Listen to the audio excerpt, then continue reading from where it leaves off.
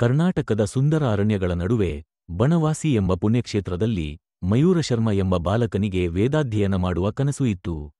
ಆತನ ತಂದೆ ಒಬ್ಬ ವೇದಪಾಠಿ ಕಾಂಚೀಪುರಕ್ಕೆ ಕಳಿಸಿ ಪಲ್ಲವರ ರಾಜ್ಯದಲ್ಲಿ ವಿದ್ಯಾಭ್ಯಾಸ ಮಾಡಲು ಸೂಚಿಸಿದರು.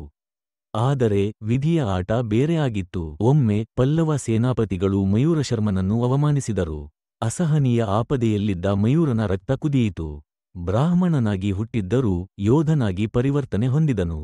ಅವರು ಮಾಡಿದ ಅವಹೇಳನ ಹೋರಾಟಕ್ಕೆ ಹೊಸ ಬೆಳಕಾಯಿತು. ಅವನು ತನ್ನ ಶಿಷ್ಯರ ಮತ್ತು ಅನುಯಾಯಿಗಳ ಸಹಾಯದಿಂದ ಪಲ್ಲವರ ವಿರುದ್ಧ ಗುಂಡು ಯುದ್ಧ ಶುರುಮಾಡಿದನು. ಕದನದ ಮಾದರಿಯಲ್ಲಿ ಪಲ್ಲವರ ಸೇನೆಯನ್ನು ಸಂಕೋಚಕ್ಕೆ ತರುತ್ತಾ ಗುಡ್ಡಗಾಡುಗಳಲ್ಲಿ ತನ್ನ ಸೇನೆಗೆ ತಾಣ ಮಾಡಿಕೊಳ್ಳುತ್ತಿದ್ದ. ಹೀಗೆ ದಿನಗಣನೆ ಸಾಗಿದಂತೆ ಪಲ್ಲವರು ಕೂಡ ಮಯೂರನ ಶೌರ್ಯವನ್ನು ಒಪ್ಪಿಕೊಳ್ಳಬೇಕಾಯಿತು. ಕೊನೆಗೆ ಪಲ್ಲವರಿಂದ ಬನವಾಸಿ ಪ್ರದೇಶವನ್ನು ರಾಜಸ್ವಾತವಾಗಿ ಪಡೆದು ತನ್ನ ಸ್ವಂತ ಕದಂಬ ಸಾಮ್ರಾಜ್ಯವನ್ನು ಸ್ಥಾಪಿಸಿದನು. ನೋಡಿದಂತಹ ಎಲ್ಲರಿಗೂ ಧನ್ಯವಾದಗಳು. ಈ ವಿಡಿಯೋ ನಿಮಗೆ ಉಪಯುಕ್ತವಾಗಿದ್ದರೆ ಮೇಟಿ ಚಾನೆಲ್ ಅನ್ನು ಸಬ್ಸ್ಕ್ರೈಬ್ ಮಾಡಿ.